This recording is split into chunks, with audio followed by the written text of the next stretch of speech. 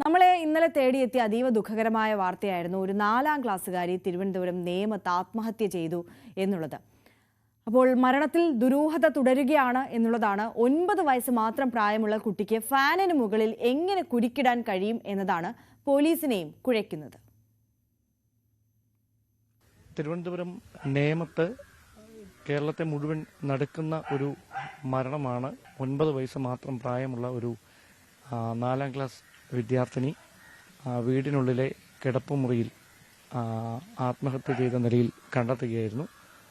പോലീസിന്റെ പ്രാഥമികമായ പരിശോധനകളൊക്കെ നടത്തി ഇൻക്വസ്റ്റ് നടപടികളൊക്കെ പൂർത്തിയാക്കിയതിനു ശേഷം മൃതദേഹം ഇവിടെ നിന്ന് മെഡിക്കൽ കോളേജ് ആശുപത്രിയിലേക്ക് മാറ്റിയിരിക്കുകയാണ്. ഇപ്പോഴും ഈ നാടിനും ഈ കുട്ടിയോടൊപ്പം സ്കൂളിൽ പഠിച്ചുകൊണ്ടിരുന്ന മറ്റ് വിദ്യാർത്ഥികൾക്കുമൊന്നും ഈ ഒരു കാര്യം ഇപ്പോഴും അങ്ങ് ഉൾക്കൊള്ളാൻ പറ്റിയിട്ടില്ല. കാരണം പഠനത്തിൽ വളരെ സമർത്ഥയായിട്ടുള്ള ഒരു കുട്ടിയായിരുന്നു അഹല്യ എന്ന ഈ 9 വയസ്സുകാരി. അങ്ങനെ ഒരാൾ എന്തിനിങ്ങനെ ഒരു കൃത്യം ചെയ്തു എന്നതിന് കൃത്യമായ ഒരു ഉത്തരം ഇപ്പോഴും ആർക്കുമില്ല. എന്തായാലും ഒരുപക്ഷെ പ്രദേശവാസികൾക്ക് ഈ കുഞ്ഞിനെ കുറിച്ച് കുറച്ചുകൂടി കൂടുതലായിട്ട് അറിയാമെന്ന് തോന്നുന്നു. ചേച്ചി, നിങ്ങൾ എല്ലാ ദിവസവും കാണുന്നവരായിരുന്നു? അവസാനം എപ്പോഴാണ് കണ്ടത്? ഇന്നലെ വൈകുന്നേരം 4 മണിയൊക്കെ ആവും. സ്കൂളിൽ നിന്ന് വിളിച്ചോണ്ട് വന്നപ്പോഴത്തേക്ക് കണ്ടായിരുന്നു. സംസാരിക്കുകയൊക്കെ ചെയ്തായിരുന്നു. പിന്നെ അതിനുശേഷം ഇന്ന് ഞാൻ ജോലിക്ക് പോയപ്പോ എന്റെ മോനാണ് വിളിച്ച് പറഞ്ഞത്, അമ്മ ഇങ്ങനെ ബാബച്ചി ഇങ്ങനെ തൂങ്ങി നിൽക്കുന്നു എന്ന് പറഞ്ഞു. തൂങ്ങിയമ്മ അങ്ങനെ ആശുപത്രി കൊണ്ടുപോയിക്കണ ഒന്നും അറിയാൻ പറ്റിയില്ല. അപ്പൊ എപ്പോഴും ആ കൊച്ചിന്റെ കഴുത്തിൽ ഒരു ഷോള് കിടക്കും. അപ്പൊ ഞാൻ പറഞ്ഞേടാ അത് രണ്ടും ഇളത് മൂത്തും കൂടെ കളിച്ചോണ്ടെന്ന് അങ്ങനെ വല്ലതും ആയിരിക്കുമെന്ന്. പിന്നെ കുറെ കഴിഞ്ഞപ്പോഴത്തേക്ക് ഞാൻ വീണ്ടും മോനെ വിളിച്ചപ്പോഴത്തേക്ക് പറഞ്ഞില്ല, അമ്മ മരിച്ചു പോയെന്നാണ് പറയണത്. ലേഖ ചേച്ചി അവിടെ ഇല്ല, ഇപ്പം വന്നത് ലേഖ എന്ന് പറഞ്ഞ കുട്ടിയുടെ അമ്മ ഇപ്പം വന്നതേ ഉള്ളൂ, ശാന്തി മാമി മാത്രമേ ഉള്ളൂ അവിടെ എന്ന്. ഞാൻ ഉടൻ തന്നെ വന്നപ്പോ ബോഡിയൊക്കെ കൊണ്ടുപോയായിരുന്നു. 4ാം ക്ലാസ്സിൽ പഠിക്കുന്ന ഒരു കുഞ്ഞ് ഇങ്ങനെ ഒരു കാര്യം അത് നമുക്കങ്ങ് ഉൾക്കൊള്ളാം. അതെ, അവര് എന്തേലും വഴക്ക് പറയും അങ്ങനെ എന്തെങ്കിലും കാര്യം അറിഞ്ഞിട്ടില്ല. കാരണം അവളെ അമ്മ അവിടെ ഇല്ല, അവള് തയ്യക്കാരിയാണ്. എന്തോ തച്ച തുണി എന്തോ കൊണ്ട് കൊടുക്കാൻ പോയി എന്നാണ് പറയണത്.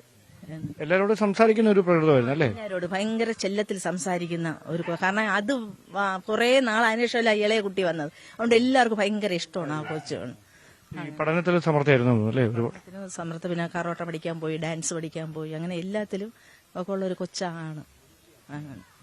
അതാണ് നാട്ടുകാർക്ക് അഹല്യയെ കുറിച്ച് പറയാനുള്ളത്. വീടിനുള്ളിൽ അവൾ പഠനത്തിലും പാഠ്യേതര വിഷയങ്ങളിലുമൊക്കെ നേടിയ ഒരുപാട് ട്രോഫികൾ ഇരിപ്പുണ്ട്. അതിനു ചുറ്റും വീടിന്റെ മുൻവശത്തായി അഹല്യ വീടിനോട് ചേർന്ന് വരച്ച കരികൊണ്ട് വരച്ച ചിത്രങ്ങളുണ്ട്. അഹല്യ എന്ന് തന്നെ കരികൊണ്ട് എഴുതിയ പേരുണ്ട്. അങ്ങനെ ആ പ്രിയപ്പെട്ട ബന്ധുക്കൾക്കും നാട്ടുകാർക്കും കുടുംബാംഗങ്ങൾക്കുമെല്ലാം ഇപ്പോഴും ഉൾക്കൊള്ളാനാവാത്ത ഒരു വലിയ വേദനയ്ക്ക് നടുവിലാണ് അഹല്യയുടെ അപ്രതീക്ഷിതമായ വിയോഗം ഈ നാടിനെ കൊണ്ട് എത്തിച്ചിരിക്കുന്നത്. പോലീസിന്റെ അന്വേഷണം നടക്കുകയാണ്. എന്താണ് സംഭവിച്ചതെന്ന് കണ്ടെത്തുന്നതിന് വേണ്ടി ഒരുപക്ഷെ ഈ ഏതെങ്കിലും തരത്തിൽ വഴക്ക് പറഞ്ഞതിലുള്ള ഒരു മാനസിക പ്രശ്നം, അങ്ങനെ ഒരു ബുദ്ധിമുട്ട് കാരണം ഇങ്ങനെ ഒരു പ്രവൃത്തി ചെയ്തതാണോ എന്ന ഒരു അന്വേഷണമാണ് പോലീസിന്റെ ഭാഗത്തു നിന്ന് പ്രധാനമായി നടന്നുകൊണ്ടിരിക്കുന്നത്. പക്ഷേ ഈ കുട്ടി എങ്ങനെ ഫാനിന് മുകളിൽ ഈ കുരുക്കിട്ടു എന്നതിലാണ് ഇപ്പോഴും ഒരു സംശയം നിലനിൽക്കുന്നത്. അത് സംബന്ധിച്ച ഫിംഗർ പ്രിന്റിന്റെയും അതോടൊപ്പം തന്നെ മറ്റ് സയന്റിഫിക് എക്സ്പേർട്സിന്റെയും ഒക്കെ അന്വേഷണം വിശദമായി തന്നെ പൂർത്തിയാക്കിയിട്ടുണ്ട്. വൈകാതെ അത് സംബന്ധിച്ച വ്യക്തമായ വിവരങ്ങൾ പുറത്തുവരുമെന്നാണ് പോലീസും വ്യക്തമാക്കുന്നത്. ക്യാമറമാൻ അരുൺ പാലോടിനൊപ്പം നേമത്ത് നിന്ന് ഡാൻ കുര്യൻ, ന്യൂസ് 18.